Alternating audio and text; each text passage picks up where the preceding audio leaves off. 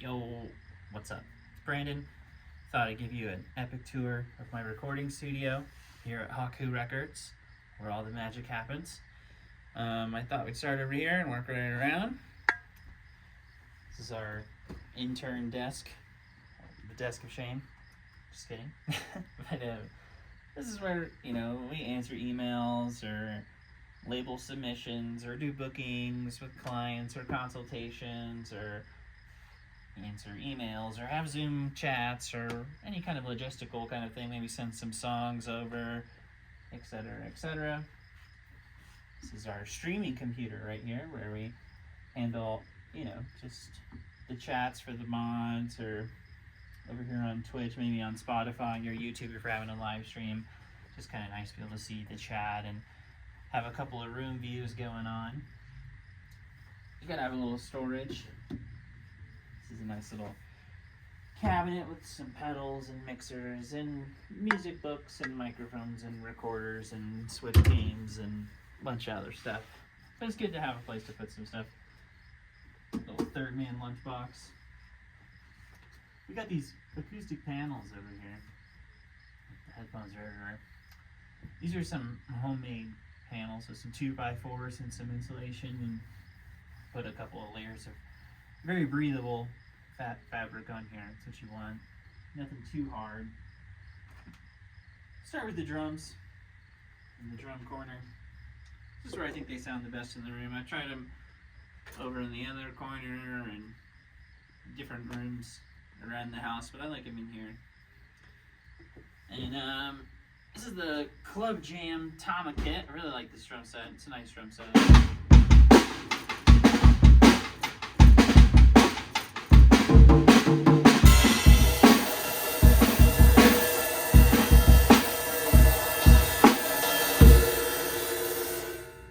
You get the idea.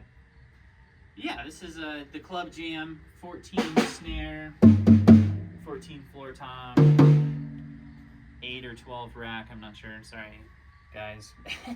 But we got these vintage Peisty hats. They're 15s, and they got this little Meinl, tambourine stack on here. They're called Supers, made in Switzerland. Sorry about the sirens, it's a busy neighborhood over here. Got the windows open today, it's nice. Yeah, more panels. This is like a couple of layers of fabric back here because there's some glass behind here. It kind of rattles. It has some weird reflections. So yeah, I just put a couple of curtains. This is, I don't know what you would call this, some sort of canvas. And then there's another sheet behind this. So a couple of different layers of diffusion and whatnot. Got a cymbal. This is a Crash 18 ZBT. Over here we got a Zildjian ride with some rivets on here. Shout out to Denver Percussion for putting those on there for me. This is just a little cheap cymbal, and I thought it'd be cool to have a little jazz stylings put into it or something. Maybe take some of the overtones out. I think the mission was accomplished. Because you could hear this one, 20-inch. This is very similar, 20-inch. Much different sound. So I kind of like having some colors between the cymbals. Really thin, crunchy hat. Nice rock and roll crash, because that's kind of what I come from. Maybe a jazzier ride and just a little accent color. But yeah, I really like this drum set. It's one of my favorite drum sets I've ever had. I've had, geez, I don't even know, 20, 30 drum sets in my life. And this is a great one. Super portable, fits in your car. Kick drum sounds great. What you can't see about this kick drum is that there's actually an Evans EQ pad in here. I think that does a lot for the sound for this particular drum. And this big fat snare drum really makes a difference on this drum set.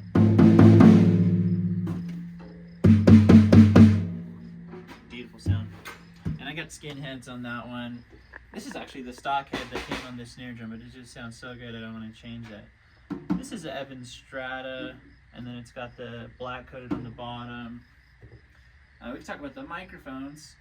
This is my favorite microphone of all time. I've had this microphone probably the longest, 10, 15 years or something like that.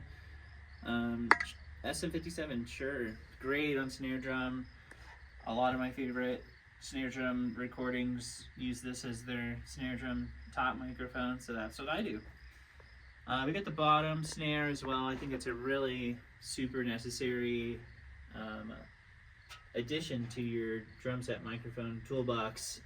I used to only do the top, and now I do the bottom with this Sennheiser 609E because it can take a lot of volume, and it's kind of a darker microphone, which sounds nice on the bright snare bottom.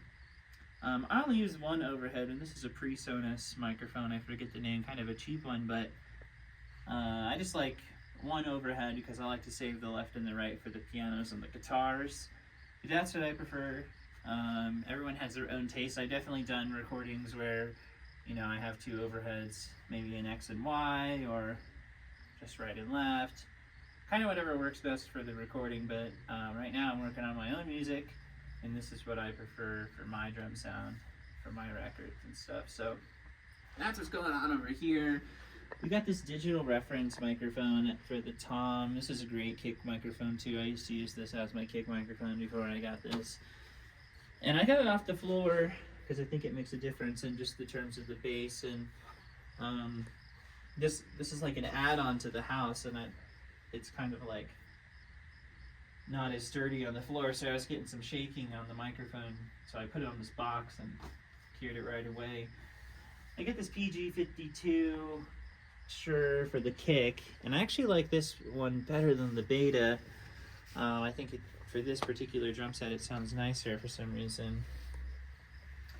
So yeah, I've got 1, 2, 3, 4, 5 microphones for the drum set, and I have 6 for a room mic over in the back, which we can get to in a minute. I forgot about a couple of things back here. These are a little box of trinkets. Back here you got Tambourine Deluxe, some bandanas for dampening, cowbells, shakers,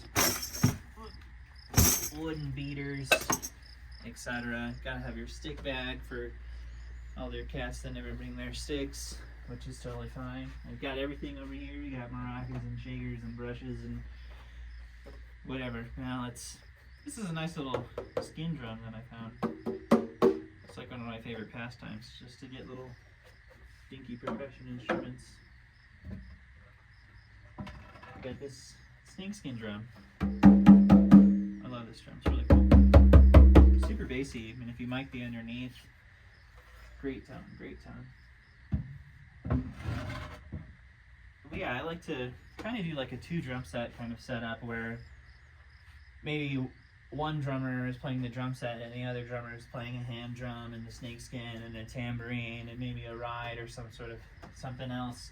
Yeah, kind of an auxiliary kit, like the Latin or African kind of style.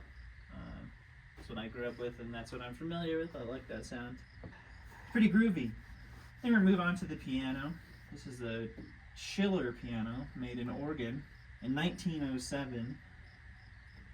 Shout out to the piano tuner guy. He read the serial number 37161 and said, oh, that's from 1907.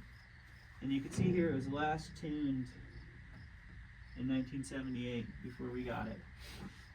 This was a friend of a friend's piano, and their grandma had passed away, R.I.P., and they were looking to get rid of her piano. I said, oh, I'll take it. He was a touring musician, so I thought he would know a good piano. So shout out to Homie for giving us his piano.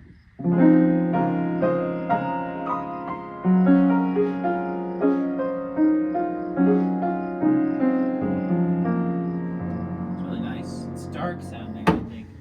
Homie was describing that the hammers are more of an old style, and that and the 100-year-old strings equate to kind of a duller sound.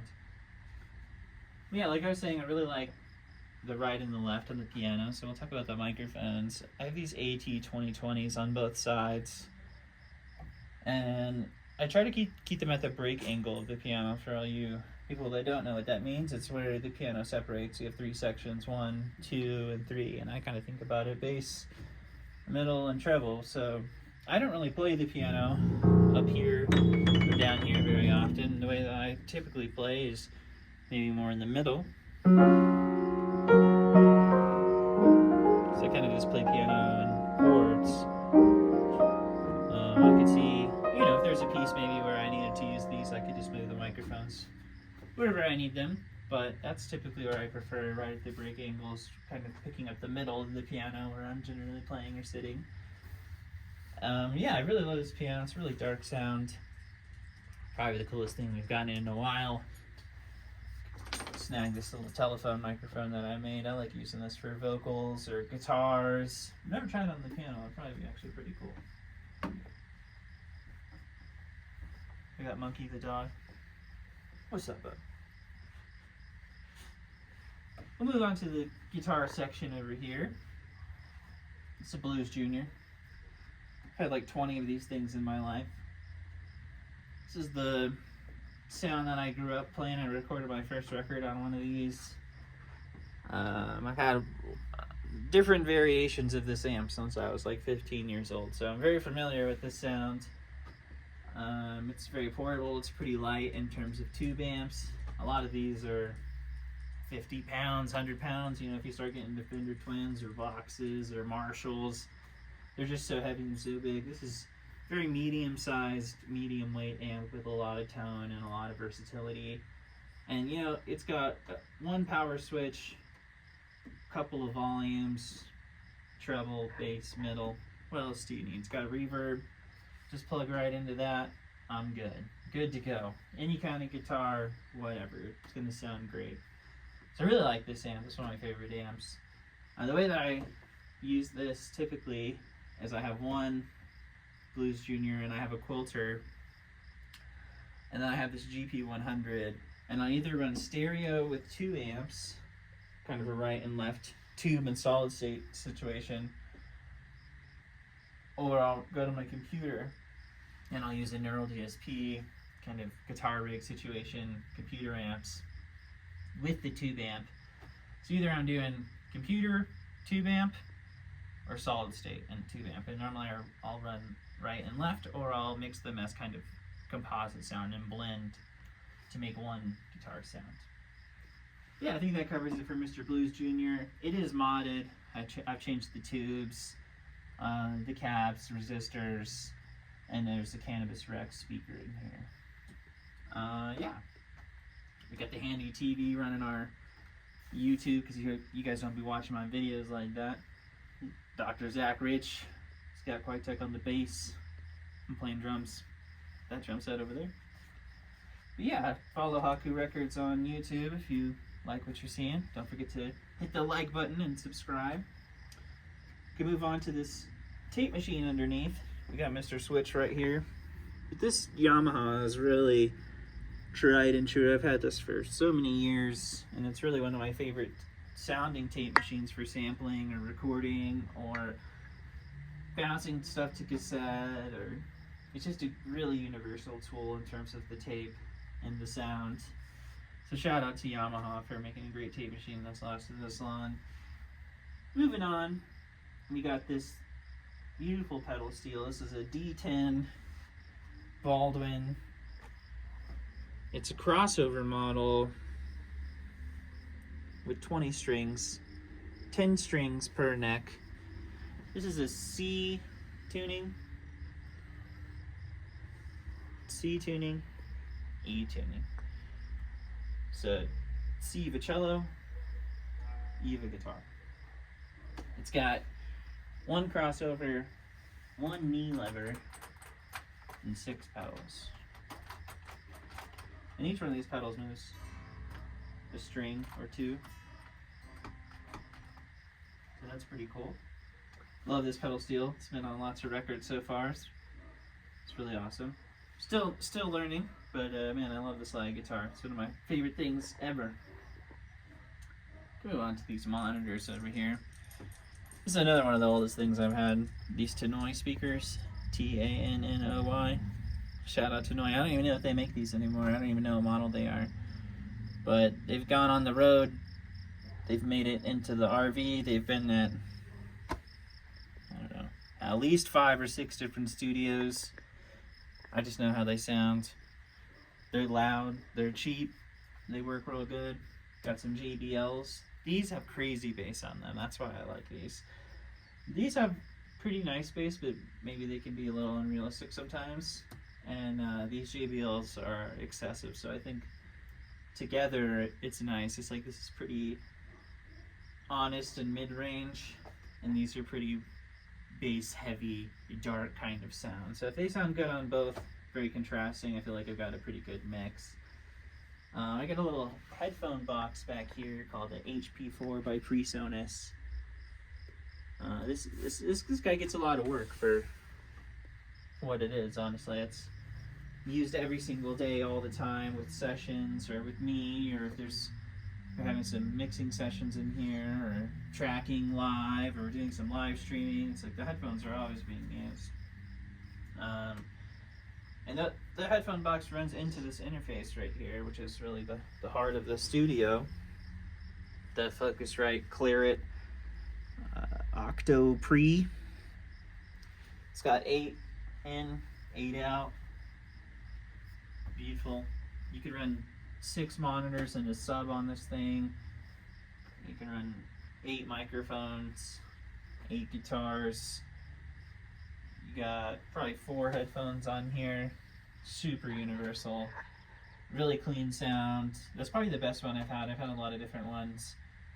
And this one's been the most consistent, knock on wood, but I think it's pretty awesome. I would recommend checking that out.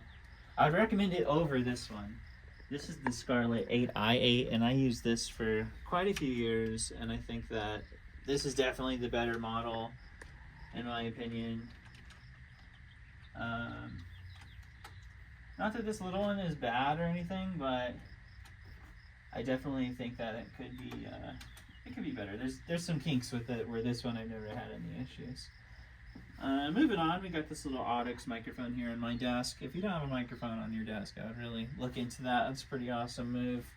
This is for everything. I'll use this on guitars or my voice, or right now it's hooked up to the Twitch into this interface, and it kind of just picks up the room, or if I need to pick up a conversation in the chat or something, or talk to somebody, or record anything, this interface is routed into this interface, and this kind of just picks up the room. So it's pretty universal. We got this tape machine right here. I don't even know what it is. It's a Radio Shack tape machine, but it can record. It's got some inputs, outputs. It's nice when I just need a little quick thing and I don't want to go mess with the big guy. It's got a little speaker on it. You could use the mic. This is the Arturia key step. I forget the number of keys, whatever. This is pretty awesome. I really use this a lot for songwriting, production, automation, for sampling, string writing, composition, etc. You name it. This is the handy dandy Mac Mini over here with Ableton on it. I've got Logic and Pro Tools and pretty much everything on here. This is really my music computer that I really just make music on. And you can see this session right here has 49 tracks and is at 49%. So it's I kind of max this out all the time on CPU in terms of tracks or music making or whatever I'm doing, and I just found it easier to split up the workload between 1, 2, 3, 4, 5 computers. So this is really just the music computer. It's hooked up to the internet, it's hooked up to Discord. You know, it could stream, it could do whatever, but I like to just keep it music for space and cleanliness reasons. We keep going. We kind of already talked about this guy, but we'll bring him up again now that we're over here in Guitar Land. This is my most used purchase of all time right here. Is this GP100. I think I got it for $100. I've taken this thing on the plane. I've taken this thing in the car. I'm taking this thing on tour. It lives in the studio. It's everywhere. It does everything. It does bass, it does amps, it does pedals, it does distortions, it does loopers. You can run it in stereo. You can pretty much do whatever you want. It's got a drum machine in there. Thing is awesome. I use it on keyboards, trumpets even. I use it on whenever I'm sampling for reverbs and choruses and delays and stuff like that.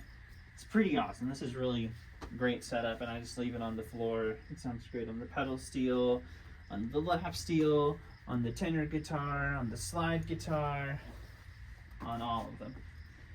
So this is my vocal mic, room mic kind of situation. I'll put it here really low now, but I like to record myself on the Twitch, and then you can see me singing and performing, which I think is cool. It's a nice little YouTube video or whatever, or Instagram clip for the TikToks. And yeah, this is just kind of an internet computer that I can kind of rely on people right here. This is a Chromebook. Just runs the Twitch. Shout out, give us a follow, like, subscribe. Twitch.tv/Haku Records. Check us out. We're pretty much live all the time. We got our own little TV show going. We already went over these monitors. They're the same. This is my video computer right here. This does all the streaming, all the YouTube, all the live streaming, all the chatting and Spotify downloading and things like that. But yeah, it's pretty much run at maximum capacity as well. All the OBS and multiple cameras. We got 2 cameras set up, and then it does quite the work on that computer as well. So yeah, we've got it kind of split up, which is nice. We're going to move on to the instrument corner over here. I think we have 1, 2, 3, 4, 5, 6, 7, 8, 9 guitars, maybe 10 if we're lucky. Start over here. This is a little cheapy guitar. A lot of these are probably out of tune. But I like this guitar for recording, songwriting, whatever. It's a great guitar.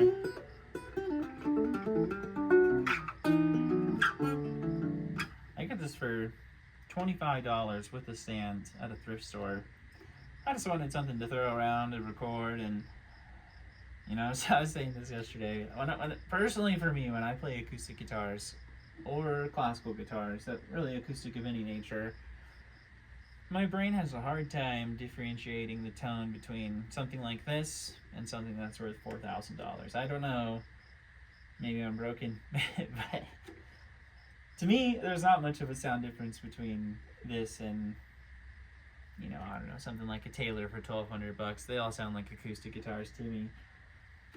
So this works for what I'm trying to do with it, and I like the size because it's small and there's not a lot of bass, and I typically don't want the guitar to get in the way of the bass. This is one of the newer purchases I've made. I started playing on classical guitar, so to me this feels more reminiscent, more nostalgic. Has a really nice sound. Very warm, full body.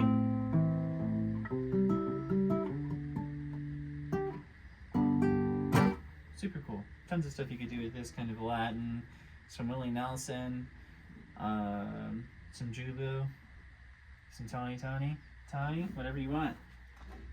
I like this guitar. Shout out to Give Me for getting me this guitar. And this one. This is a Rubber Bridge K. I'm forgetting the model number. Sorry about that. But I keep a lot of my guitars in C. This is a baritone tuned Rubber Bridge with flat one strings. For flat ones, I typically like to use 12 to 50 or heavier if I can. And these are vintage guitars. This is a 1979, I believe. Maybe 69. I think it's 79 though. You can tell by the headstock. It's got new tuners, totally redone with Grovers. Bone nut. So these have steel reinforced necks. They don't actually have truss rods. So that's why I keep them in a lower drop tune, just to keep the tension off the neck. So they don't break in half. And I mean, this is a pretty old guitar. Installed with an R-rail pickup underneath. And this is one of my favorite sounds, because if you plug it in, it sounds like an electric, but you can mic it and get this kind of really trippy, wobbly sound from the acoustic guitar. Love it.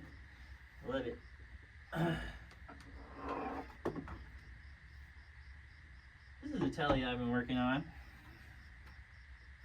Put this Tysico bridge on here. Some vintage knobs. 3-way switch. Just regular telly pickups in here. Got the 3 bridge. Some new tuners, bone nut, tremolo, little parts caster, kind of beveled edges. Take off the harsh arm.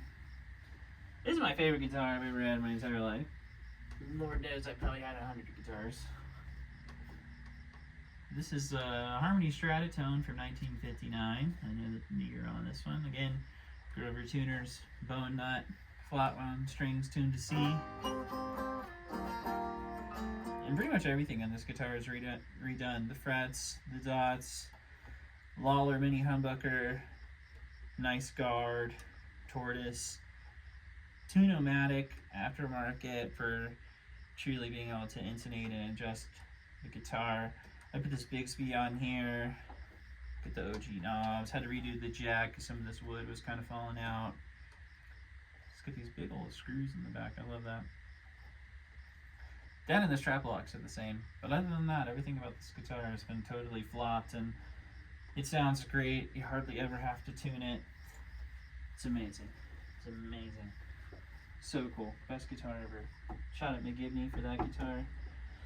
And shout out Strum too. I got the guitar at Strum in Portland for $200 and fix it up and play it every day. This is a Cozart tenor guitar. It's kind of a Telecaster T-style knockoff. It's pretty cool. This guitar is rad. It's tuned like a cello or a viola in fifths, which has been a fun experiment as well. It's a great little funk guitar.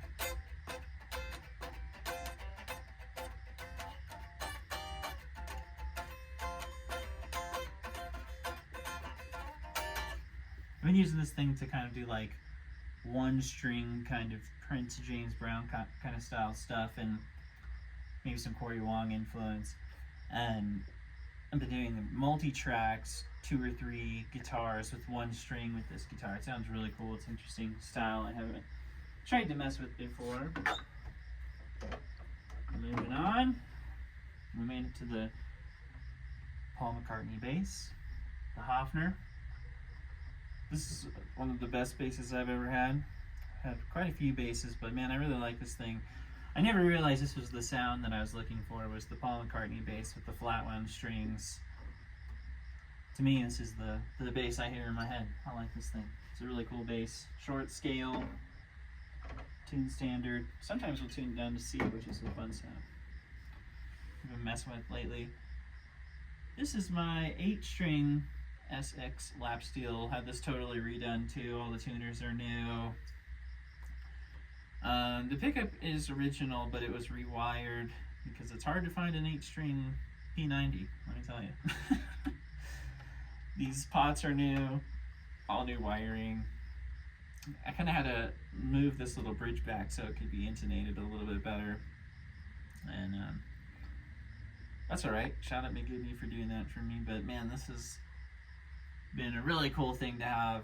I found this at a thrift store called Peanut Butter and Jelly for $100, and it's more than paid for itself, and has taught me a lot about the slide in return. So shout out to SX for making a really affordable slide guitar. We got this cello over here. This is the lady's cello, but if you've heard the music, it's all over it. We love the cello. It's a beautiful addition. For my own personal music, I like having beats, orchestra sounds, jazz, guitar, some shred, some piano, some drum sets, making everything. Last but not least, we got this little Glock. Pretty cool. And then down here, we got the tapes.